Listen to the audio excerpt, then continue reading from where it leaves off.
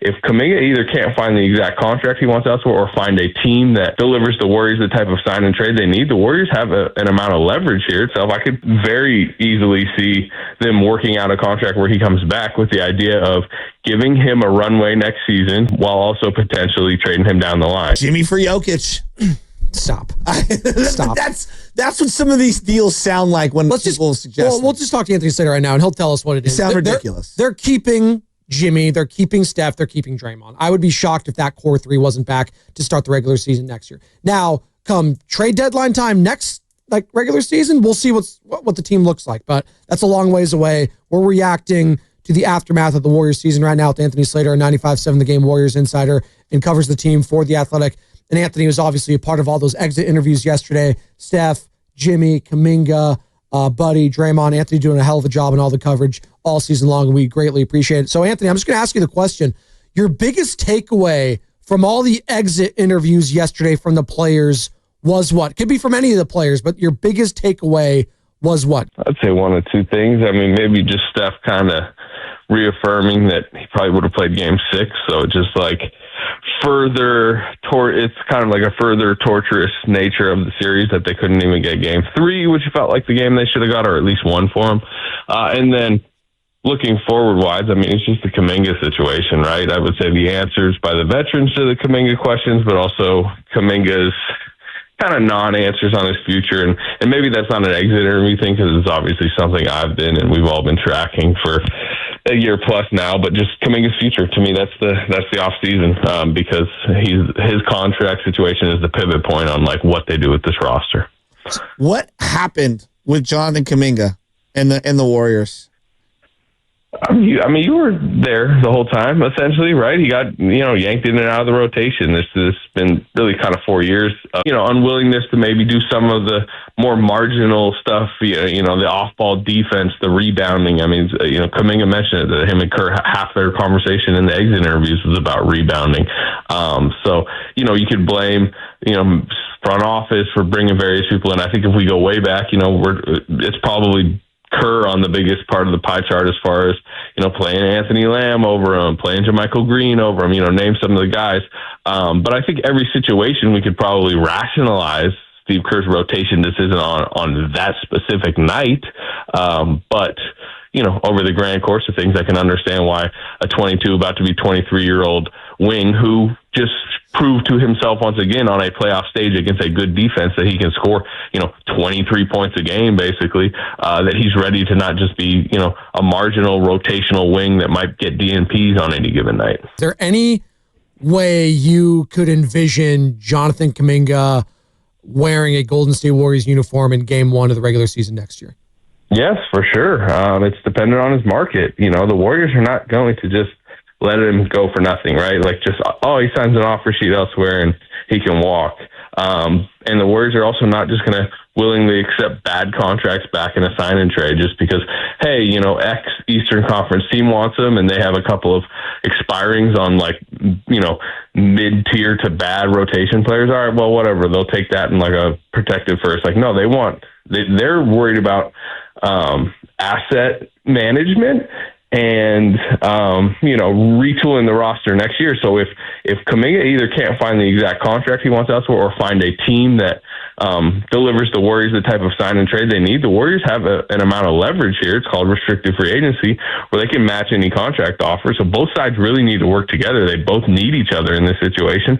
And if a situation doesn't present itself, I could very easily see them working out a contract where he comes back with the idea of giving him a runway next season, trying to make it work next season, while also potentially trading him down the line. You can sign him and still trade him in February, theoretically. Yeah, that's what they did with Larry Markkinen. We were talking about that during that time when, Utah signed him. He could be moved down the line. Is the door completely shut on Jimmy Butler being a guy that could get moved because of his $60 million salary, coming up over the next couple of years? Or is that completely out the door? Unless Giannis is ready to walk in the door, I think that's out the door. I mean, it's a big ticket item, and you can go back. They've been trying to get this co-star for Steph Curry, the second, big piece that they feel like they've been missing the last few years. Obviously, we know some of the names they went after: Paul George, Lauri Markkanen. You mentioned it. To me, Butler is, they lucked out by dodging Paul George and Markkanen and getting Butler, and even Durant. Right? We can mention Durant. I think at this point, you'd probably say, I think they're in a better position moving forward with Jimmy, but. Sure, if Giannis wants to force his way to the Bay Area, that would probably change the equation. But there is no indications at this point that that's going to be happening. It's very early in any type of process, but I don't think that's going to happen. So if that's not going to happen, then yes, I believe Jimmy Butler's going to be here. And are they 100% locked in on Draymond Green? And I guess not necessarily just on the team. To me, I want to see him embrace an Iguodala-like role where he would be, used situationally. We know their best closing lineup is him as a small ball five, but you can't do that all year long. And then also like starting the games, with Jimmy and him and other guys that you would have out there. There's a spacing issue. Is there any sort of indication that they would be willing to adjust his role to better fit navigating the regular season and getting the best version of Draymond come playoff time? Well, I think they've tried that at various points. Like they kind of tried it in December. They just don't commit to it. But remember, they put him on the bench and put Kuminga in the starting lineup. And Draymond had the post-game comment about like the future is now or whatever it was. Like he's next up. And then they played poor defense for like 4 games, and then Steve Kerr came to the podium and was like, I can't not start Draymond because we need to be a defensive team, And I just think it would probably be a lot of that next year where maybe they try to do some stuff. They're going to minimize minutes, I think, of all their veterans at various points next year. They're going to try, probably start a center next to him to try to, ease the wear and tear on his body. And I think if theoretically Kuminga came back and he was just exploding and it just seemed obvious, like maybe he would technically, find his way starting over Draymond. But the reality is, I just believe Steve Kerr, Steph Curry, Jimmy Butler, and Draymond Green are all going to be like believing they need to be a top 5 defense because it feels like, every year now they're coming into camp just thinking they have to be that to contend, and to just saying, hey, Draymond Green has to be a starter in 35 minutes on any night that they want to win if they believe that's the case. So to answer your question, I think he's going to be back, and I think he's going to be the starting power forward while also shifting to center, a lot. What did you make of his season, Anthony? Draymond Green, obviously DPOY candidate, was campaigning for himself the last few months of the regular season. But I guess as with everything, when it ends in the playoffs and the way it ended with such a thud, I guess it left a lot of bad taste in Warriors fans' mouths just watching that. And effort's not the right word. It just wasn't good enough. And to be frank, he looked old at times in this series. And listen, you're going up against the young guns. I get it. Julius Randle's looked incredible. Anthony Edwards, but it was on full display, especially without Stephen Curry. It just didn't look good at the end there.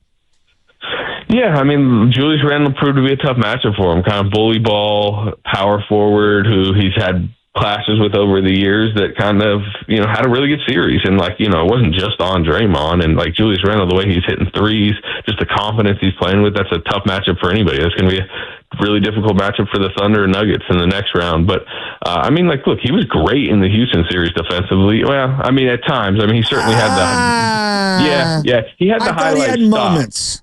Yes, moments is fair. And by the way, when you win a series in 7 games, he probably had about 4 moments, and it was during their 4 wins. But he was he's still he's going to get all defensive first team. He's still considered a top 5 defensive player in the league. That's valuable. The offense is always going to get schemed in various ways. One thing I wouldn't mention about the Houston series, which is probably what you're getting to, is they put Van Vliet on him, right? And it really kind of screwed up the Warriors offense. They were able to put Sengun elsewhere and hide him, and Draymond struggled with that at times.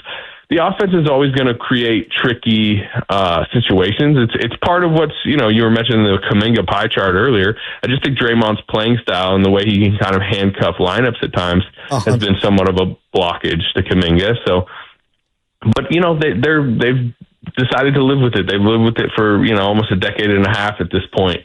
And typically it's led to more winning and better defense. They were for 2 months to end the season, the best defense in the NBA, and that was a large part Draymond Green.